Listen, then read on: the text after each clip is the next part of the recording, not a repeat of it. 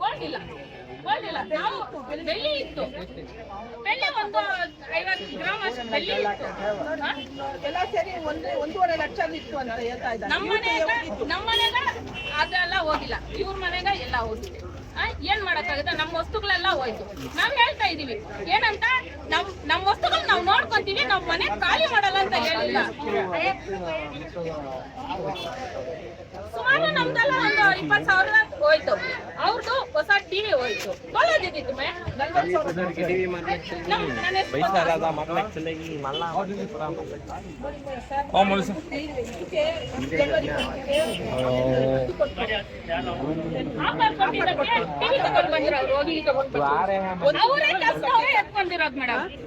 ಇವ್ರು ಬಂದು 6 ಗಂಟೆಗೆ ಬಂದ್ಬಿಟ್ರು ಇದ್ ಮಾಡೋಕೆ, ಡೆಮಾಲೇಷನ್ ಮಾಡೋಕೆ.